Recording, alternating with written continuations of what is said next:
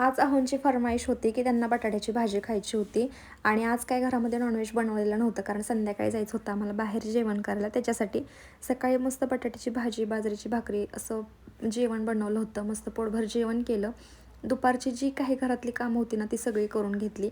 आम्हाला संध्याकाळी जायचं होतं डीमार्टमध्ये, पण खूपच जास्त पाऊस पडत होता त्यामुळे कॅन्सल केलं होतं. 7:30 वाजता अचानक प्लॅन ठरला की चला आता पाऊस पण थांबलाय तर जाऊन येऊयात, कारण उद्याचा दिवस निवांत घालवायचा होता. किती जरी पाऊस पडत असला, काही जरी होत असलं तर भाजीपाला आणि किराणा माल आणण्यासाठी बाहेर जावंच लागतं. म्हणून म्हटलं चला आता पाऊस थांबलाय तर मस्त जाऊन येऊयात. तिकडे पाऊस होता आमच्या इकडे आणि तळेगावच्या इकडे अजिबात पाऊस नव्हता. म्हटलं बरं झालं. डीमार्टमध्ये गेलो. सुट्टी असल्यामुळे खूपच जास्त गर्दी होती. आम्हाला ज्या काही वस्तू घ्यायच्यात ना त्याच सेक्शनला जाऊन आम्ही आमच्या सगळ्या वस्तू घेतल्या आणि लगेच बिलिंग काउंटरला आलो. तिथे पण खूप जास्त गर्दी होती. वेळ लागला. असं पण वेळ लागला पण मला काही टेन्शन नव्हतं, कारण आमचं ठरलं होतं की संध्याकाळी बाहेर जेवण करायला जायचं आहे. आमचा असा एक रूल आहे की आम्ही महिन्यातून एकदाच फक्त हॉटेलमध्ये बाहेर जेवण करायला जातो.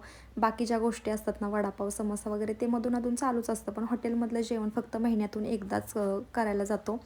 तर ह्या मंथमधलं राहिलं होतं म्हणून आम्ही संध्याकाळी जेवण करण्यासाठी गेलो आणि मस्त चिकन मसाला, बटर रोटी, राईस असं पोटभर जेवण केलं. आणि धनुष गेल्यापासून इतकी बडीशेप खात असतो ना की आमचं जेवण झाल्यानंतर बडीशेप मागायची लाज वाटते, म्हणून मग हे गेले होते परत आतमध्ये आणि बडीशेप घेऊन आले.